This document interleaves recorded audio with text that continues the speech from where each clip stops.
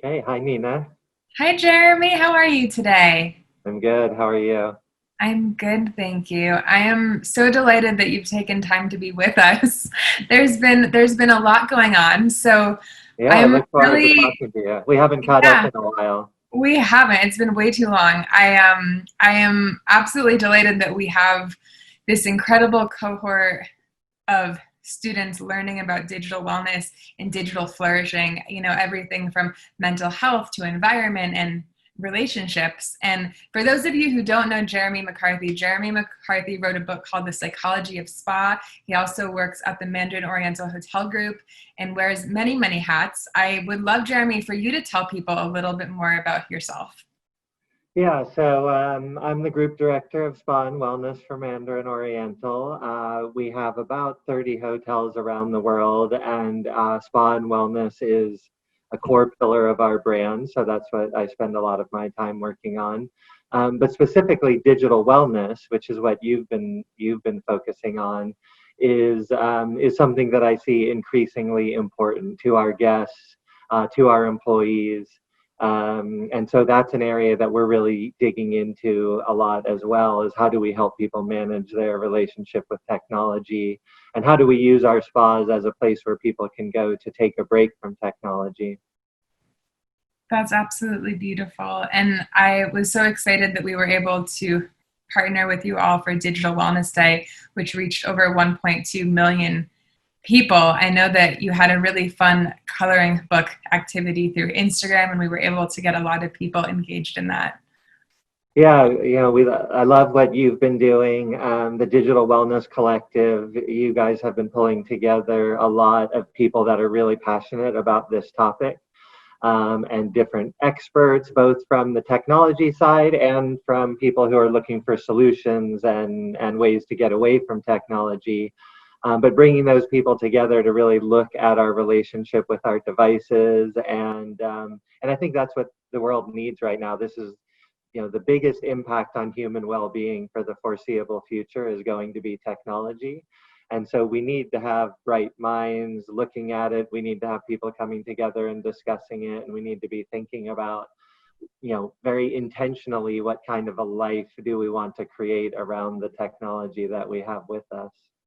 That is so beautifully phrased. And like you said, at the collective, especially, we really have those two groups. We have the educators and then we have the technology developers. And I think it's critical that those two groups work together because it really isn't just about our autonomous usage. It's about the actual technology that we're using and how it's developed and how it's designed. And so I think all of these things culminating together and the exploration of them is so powerful.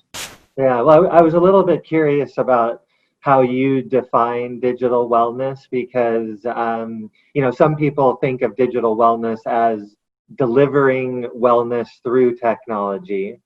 And then some people think of it as disconnecting from technology or making sure that you have balance with technology or taking breaks from technology. So there's kind of that yin and yang of digital wellness. Where does the Digital Wellness Collective fall on that spectrum?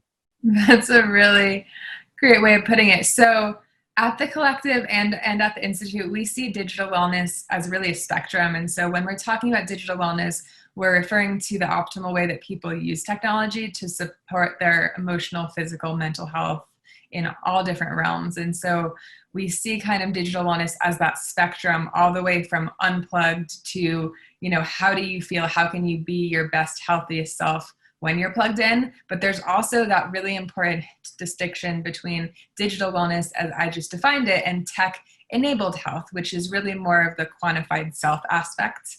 But we've been working with our incredible research director, Sophie, on something that we call digital flourishing.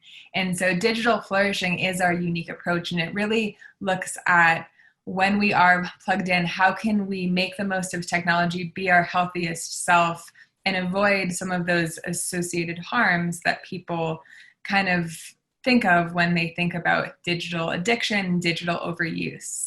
And so we're actually developing something called the Digital Flourishing Survey, which looks at all the different domains of digital wellness. And as you know, there are so many clinical tools that look at technology addiction and internet addiction. This is a little bit more positive psychology, empowerment oriented. So we're really thrilled to be releasing these tools for different clinicians and educators to use, because I think we all want our digital flourishing score with concrete tips. Yeah, I think that's a really good way to look at it, because nobody really wants to completely discard technology, because we do get so much benefit out of it, and there's so much that it brings us, and it does enable wellness in many ways. And I think particularly during this pandemic, we've all been turning to technology for education, for entertainment, and for our wellness practices. So it's not like technology is always the bad guy or the thing that needs to be completely discarded. It really is about finding that positive relationship with technology where you get as much benefit out of it as you can, but you're not consumed by it or not letting it derail you and take you to places that you don't want to go. Certainly. And that can be challenging because we are, spending more time online than ever before. And so there is a lot to really optimize there. And you've been studying this for a long time. And so I would love to hear you talk a little bit about your book and kind of what brought you to write it, and maybe a few tips if we're lucky. Sure, yeah. So, I studied applied positive psychology, so very relevant to all of the things that you guys are doing around digital flourishing. And my emphasis, because I was already working in the spa industry at that time, was to look at the research of how spas impact well-being. And I was just very interested in, on a mental level, on a psychological level, what is the impact of a spa experience? Because I think a lot of the ways that spas talk about themselves is usually more about the physical aspects of the experience. It's kind of like these are the therapeutic experiences and the physical environment and the techniques of the therapist and the ingredients of the product. But actually, in my studies, what I found was that a lot of the benefit of going to a spa comes from the psychological components, which is being separated from technology. So spa is one of the last places in the modern world where we actually go and put our phone away in a locker for a couple of hours and just spend time alone with our thoughts. It's being in a place which is conducive to healing and relaxation, and having that time in silence to just kind of reflect and contemplate and allow your mind to settle, which we really rarely do in the modern age because we're constantly consuming content off of our devices. And then lastly, experiencing the touch of a nurturing healer, of someone who really is putting their hands on you, but with that intention to heal and to soothe. And so that was my my kind of capstone project while I was studying applied positive psychology, which I later published as a book. And then when I joined Mandarin Oriental Hotel Group, we were kind of thinking about these issues of technology and how spa was a place where people could go to disconnect. So we decided, this is going back maybe almost 4 years ago, we were doing a marketing event in New York where we were going to be, we had a booth at a media summit in New York for the International Spa Association, and we had to promote something. So we said, well, we've been talking about these issues of technology for a while. Let's do, some digital detox events, a digital detox package. We created this digital wellness retreat treatment that we started offering, which is really designed around addressing the areas where people carry tension when they're using technology, and helping people relax from kind of too much techno stress. And that year we just focused on these ideas of digital wellness. But what I found that year is traveling around the world talking to people.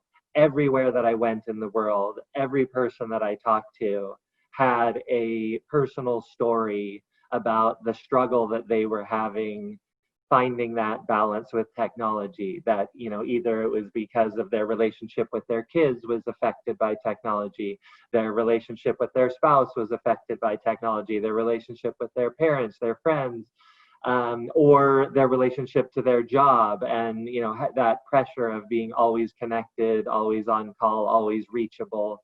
And so it just made me realize that this is a real challenge that everybody around the world is facing, and we need to figure out ways to help people, and we need to find ways to help better achieve balance with our relationship with technology, so that it does enable wellness instead of being a hindrance to it.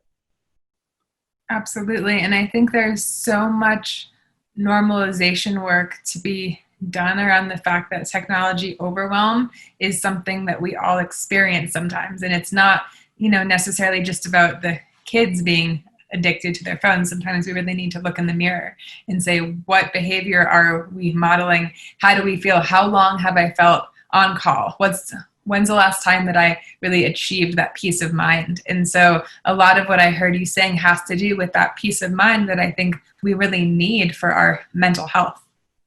Yeah, and one of the things that we realized when we started doing these events, and we've done a few events around the world where we'll have people get together for a couple of days or a day or even an afternoon, and we ask them to put their devices away and do a series of activities that are help them to reflect on their relationship with technology, but also just to spend time prioritizing their own well-being and focusing on taking care of themselves. And one of the things that we realize is that it's impossible to really assess the impact that technology is having on your life while you're immersed in it, because we're so distracted by it and we're so consumed by it that we actually don't often notice the things that we might be missing out on, or the things that we're sacrificing for the sake of technology. But when you take people and give them a chance to disconnect, whether that's for a weekend or for a day or for an afternoon or even longer, during that time of being separated from technology, a few things happen. One is you realize that actually you maybe don't need it as much as you think you do, because when you're using it all the time, it feels like you have to be on it. But when you disconnect for a while, you realize, yeah, the world goes on and you can live your life, and you don't have to be checking your email every 2 minutes and checking notifications constantly. So you don't need it as much as you want. You also, when you spend time away from technology, you are reminded of some of the things that you might be missing out on, or other things that are important to you that technology has just been distracting you from.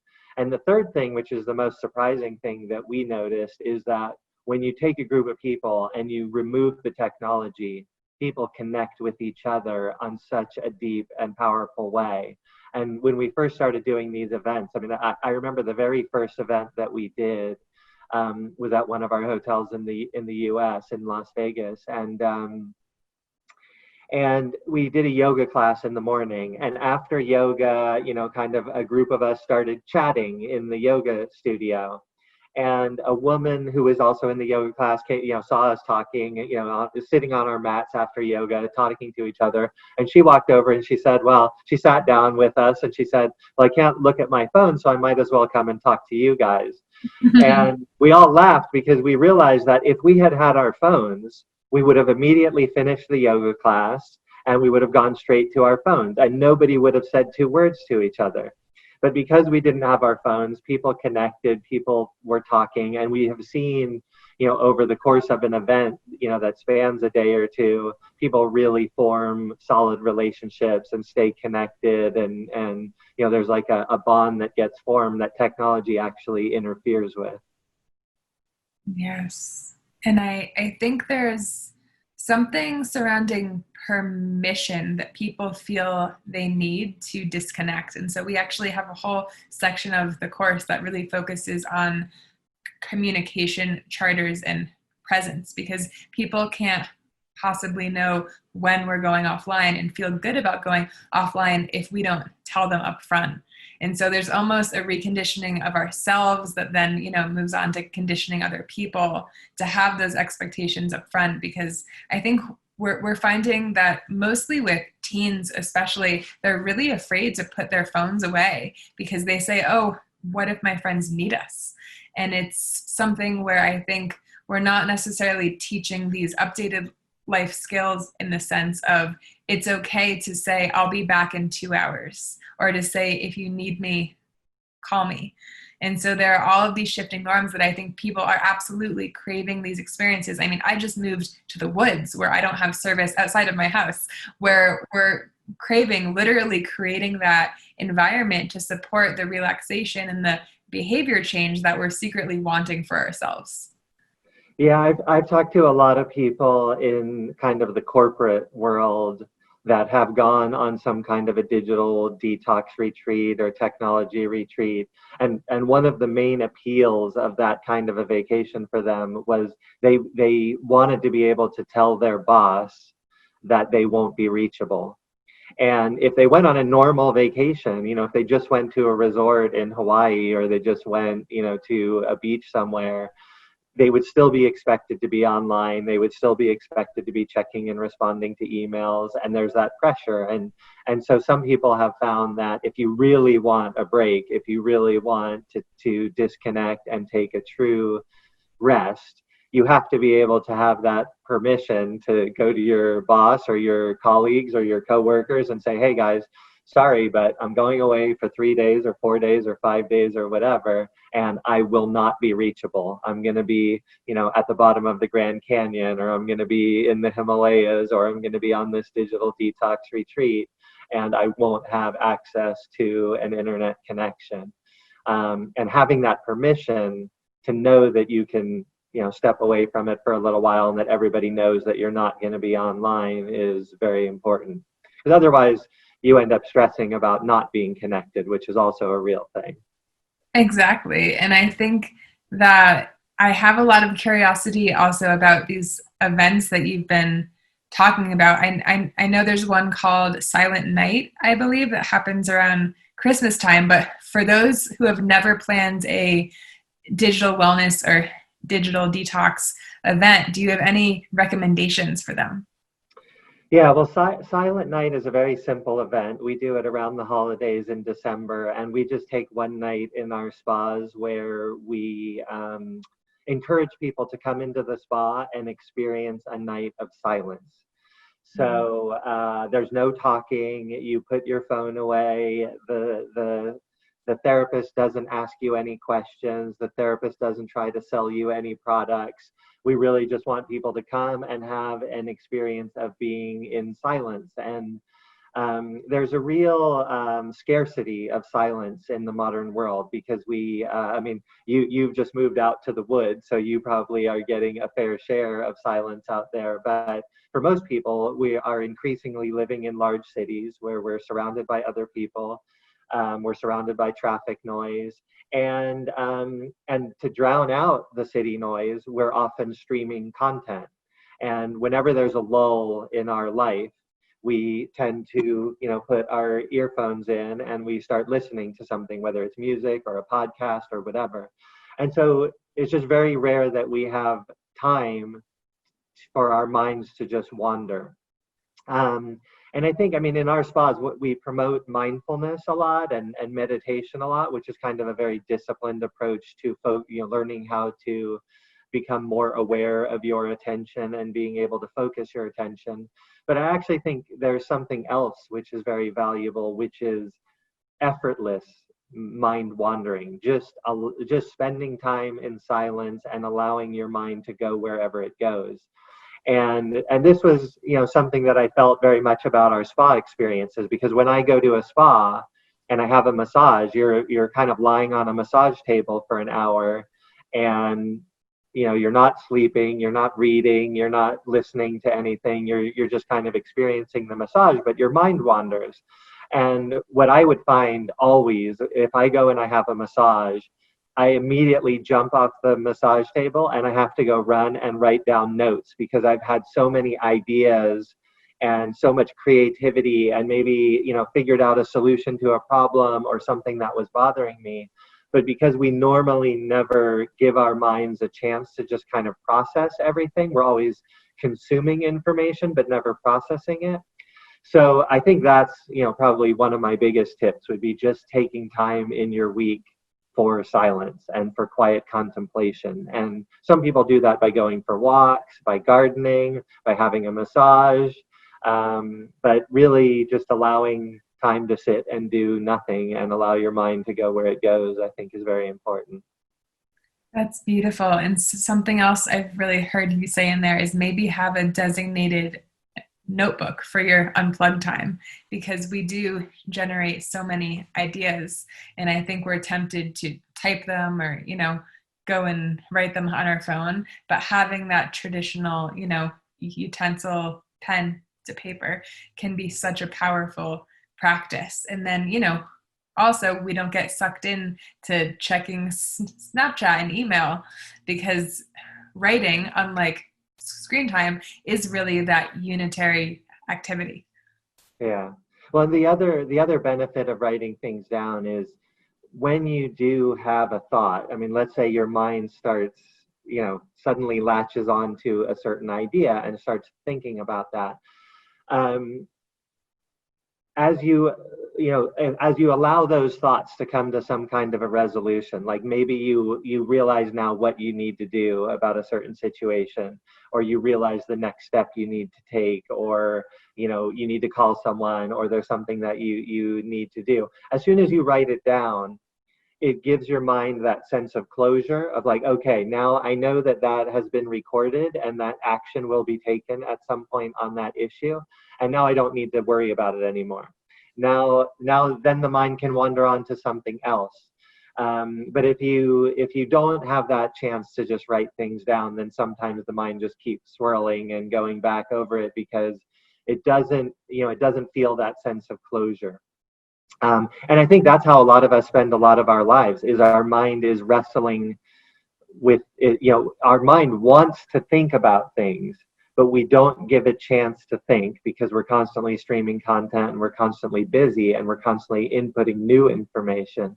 And because of that, the mind is kind of always, so like when it's the end of the day and you're lying down and you want to go to sleep, your mind is like, okay, wait, I need to figure these things out because you've shown me so much information today, and now I need to process and figure out what we're going to do about this and how we're going to solve these problems, and how do I respond to that email that I got, and what should I do the next time this person calls me and asks me about that. And your mind is working through all of these things, and if you don't create some space in your life to think it through, then it comes up when you're trying to sleep, or when you're with other people and you're distracted by things that you're thinking about or worried about. Yes, I would personally compare that to compartmentalization. I think that when someone has an emotion, even if it's not always convenient, if we're in a space to experience it and say, why do I feel sad? Why do I feel angry? And explore that, then often you can process it in real time, versus if you kind of just shove it off into a corner, it may come up at a time that's not so convenient for you. So absolutely right. So and that is, I think, a big benefit of journaling and writing things down is, you put it onto a list somewhere and the mind can kind of relax about it and say, okay, I feel like this is being addressed. Now we can move on to other things. Yes, and that's actually one of my practices every evening. I write down my kind of list of what I accomplished that day and what I want to plan for the day after, so that I can put it down on paper. And sometimes I realize, there are 2 more things, and I kind of have to run back and add to the list. But having it somewhere that's not just in my brain or not just in the cloud, but somewhere tactile is hugely, hugely helpful for me. Yeah, and I'm really curious, Jeremy, are there other kind of personal digital wellness habits, whether they be for work or at home, that you've really found to be the most useful? Yeah, I think, one thing that I find very useful, and I don't know if you've heard this idea of the Ulysses Contract. I don't think I've heard that one yet.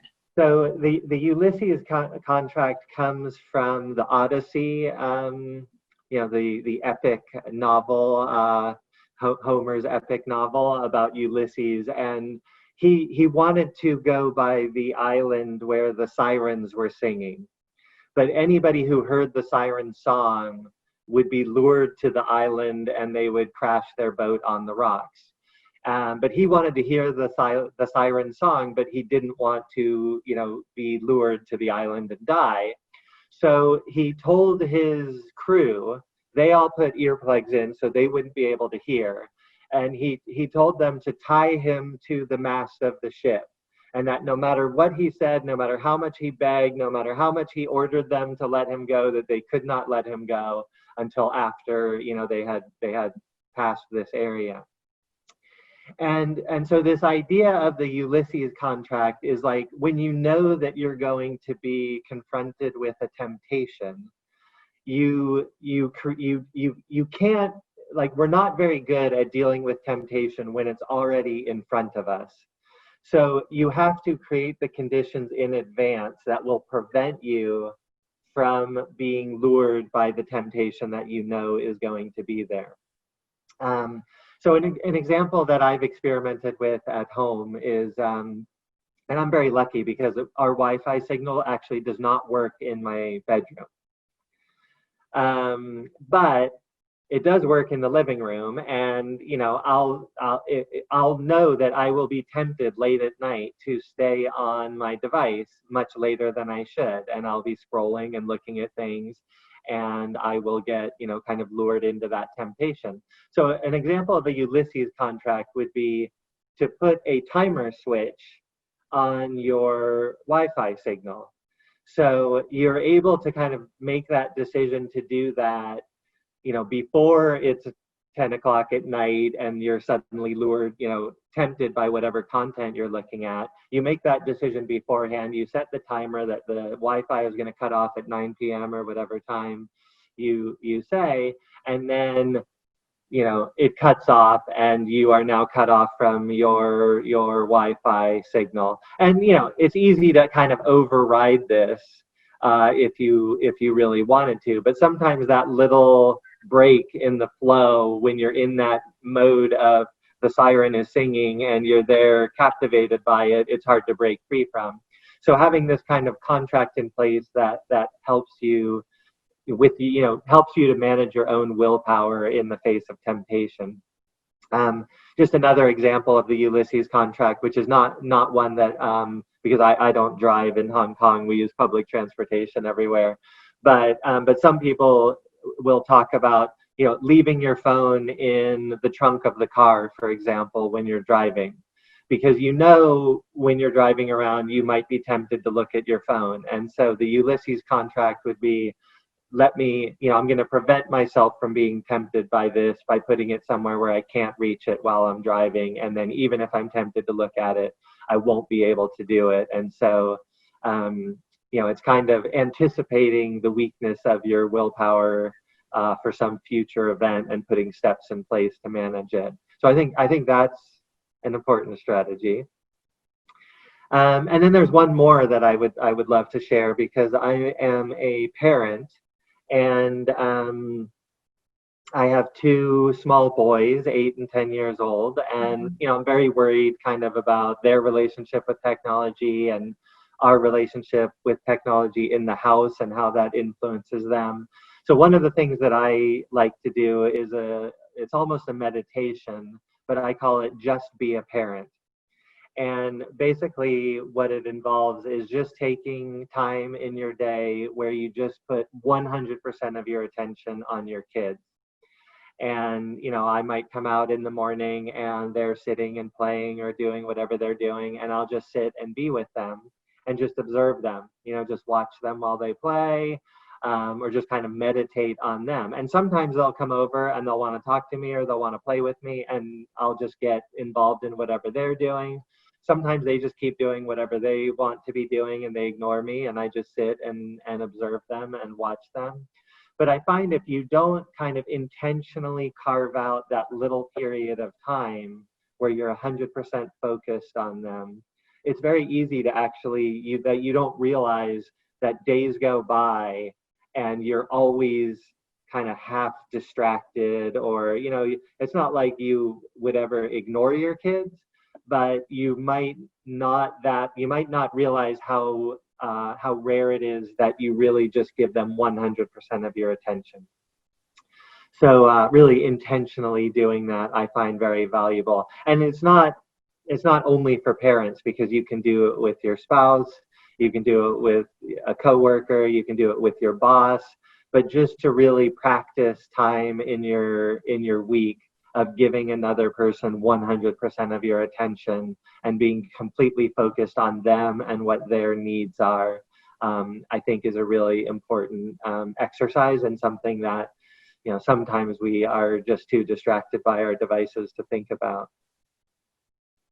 That's wonderful. And I think that with mobile technology, especially, there is almost this threat, this temptation of continuous partial attention that results in multitasking that doesn't really serve us or our children. And so I love everything you said, because I think it does take that mindful presence. And I can also imagine that setting a Wi-Fi timer might be helpful with that, because then you can ensure that you physically cannot check your phone or check your email and really access those things that would sync and give you those updates before you want to. So it helps with overall structural routine, right?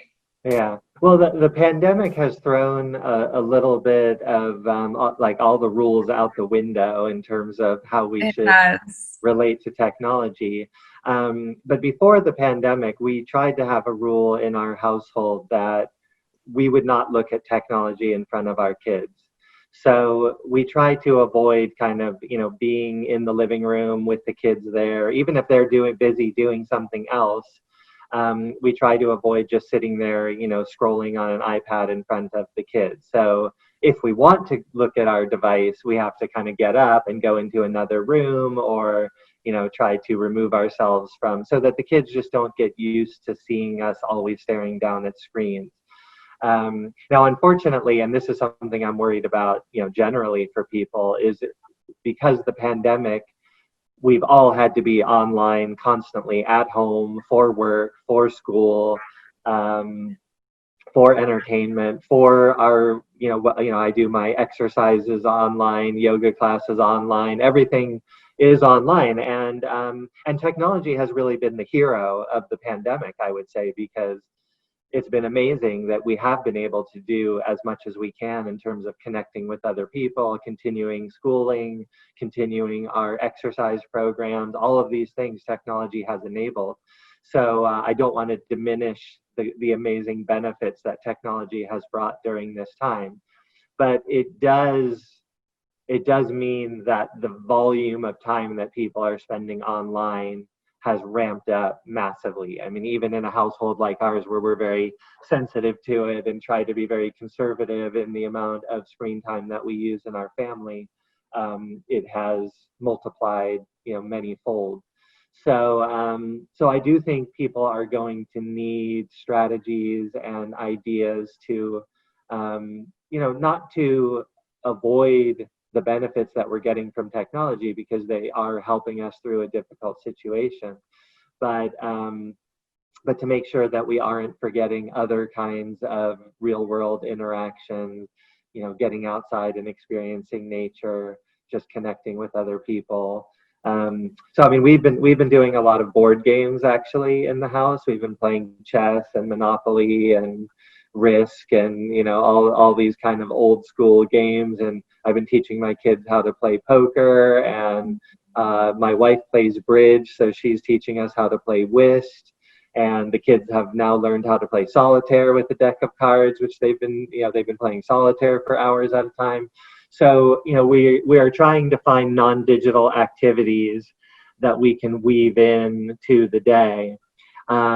And I think a lot of people just assume that technology is the only option, or it's the best option in every situation. But actually, when you encourage some of these non-digital activities, you realize that a kid can easily spend a few hours playing with something and doing something, and they don't have to be looking at screens constantly to keep them occupied. Yes, and I think that children can be so much more imaginative than us, and that may be in part due to the kind of unstructured off tech time. I used to nanny children in grad school, and I remember these kids just being fixated on arts and crafts that they found online, and they would need to order the exact craft that was used in the YouTube video. And it was beautiful in a way because they were inspired, because they saw something and they saw it be created in its whole self. But the flip side of that was this real fixation and kind of lack of creativity by wanting to use the exact art supplies that influencer used, and not just saying, okay, I've got some string and some crayons and some cardboard, what can I make? And so I think that it's so beautiful to make sure, that your children are having that unstructured time to really allow that creativity to blossom. Yeah, I think, because a lot of families think it's very important for kids to learn about technology and to spend time on technology because that is going to be the future. And there's a certain amount of truth to that. But the reality is technology is getting easier and easier to learn. So I mean, when I grew up, the kids who were learning computer programming, that was very valuable. But nowadays, technology is designed to be very intuitive, and kids don't really need to learn so much how to use technology. In fact, they're going to have their whole lives to learn technology. So I'm very interested in them learning what it means to be a non-digital human. How can they learn how to move their bodies better and be active and play sports and, play physical games and things like that? How can they learn how to entertain themselves and be bored and be creative and come up with ideas of things to do? And how can they learn how to relate to other people and have good friendships and have good connections with other people? Those are the skills that are more valuable and will be harder for them to come by in life. Whereas technology, nobody's not going to learn how to use technology in the modern world. So I don't think that's something we really need to worry about with the kids. Yes, absolutely. And there is, I think, a tech literacy component, but it's a little bit for older generations and people who are, trying to figure out, oh, it's intuitive once you get used to it. But I think you're right that for children, it is extremely natural. And so focusing on what does it mean to be human? What does meaningful connection look like? How can we, be doing work online, but also check in with ourselves and say, oh, I've been working for 2 hours and I can't feel my physical body. Maybe I should go take a walk around the block or stretch, and utilizing technology to remind us. I mean, sometimes I'll say, hey, Siri, set a timer for 20 minutes, label, take a walk around the block. And I literally use it to remind me to unplug, as ironic as that is. And so I think that there are these kind of hacks that people can get into, especially as so many of us are working from home, and the lines between the home retreat world and the work world are just so blurred. For sure. And I think that irony is something that we have to get used to, because there is kind of a paradox with technology. And, I mentioned before that technology will probably have the greatest impact on human well-being. But that is positive and negative. In other words, technology is probably the biggest challenge to human well-being that we're facing right now, other than, other than a global pandemic. But before the pandemic, let's say technology was the biggest challenge to human well-being that we were facing, but it's also probably the greatest hope for a solution. In other words, how we design our technology and how we use our technology is what is going to help us navigate the future and figure out a better way of living. So yeah, I think we have to kind of get used to that that paradox or that irony of needing to use technology to help us create balance from technology. Yes, and I think that maintaining a sense of kind of humor with it is also critical, because it can be so heavy at times that if we can't kind of laugh at ourselves and say, oh yeah, I really might want to look at changing that, then it's all just so serious, and there's so much heaviness out there in the world already that I think it's really wonderful to just, invite people to observe their habits and just invite people to notice without judgment, because whether or not someone's willing to change a habit right now, simply by noticing there's something they may want to change, they're already on the mental path. Yeah, absolutely. And it is funny. I mean, we're living through kind of very surreal times, and the pandemic seems to be accelerating trends. If you think about all of the changes in life that have come out of this pandemic, about people working from home, people doing online wellness classes, online education, Zoom conference calls, all of these kinds of things. None of them are new. These are all trends that were expanding and growing before the pandemic came. And all of a sudden the pandemic has just shifted it into overdrive, and all these trends are accelerating. And I think humans are not well designed for a rapid pace of change. Like, the faster the world changes around us, the more difficult it is for us to adapt, because our minds and our bodies evolved for a world that is very different from the one that we're living in. And the more rapidly the world changes, the more true that is. And this is why I think mindfulness has been kind of a macro trend that has been growing, and I think will continue to grow, is because mindfulness is kind of learning to be more aware of the to be more aware of the way our minds might react to things in ways that don't really make sense for the world that we live in today. So our minds were built for a very different world, and our minds might respond very automatically to certain stimuli in a way that doesn't really make sense for the modern world. And if we are unaware and just wander around following our automatic programs, they lead us astray. But if we practice mindfulness and we do, meditation, and we learn to become more aware of our mind and the weaknesses of our mind, and how easily that mind can be hijacked, sometimes by technology, sometimes by other things.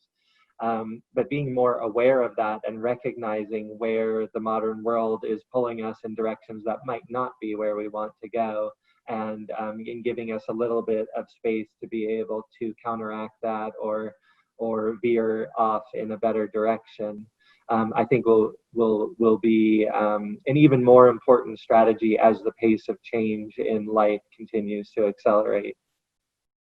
Absolutely. And that brings up a quote. I'm not sure who it's by, so we'll just call it an expression: what you practice grows stronger. And so I think that's precisely what you're saying, is that whether we're using technology, whether we're unplugging from it and observing, what we practice grows stronger.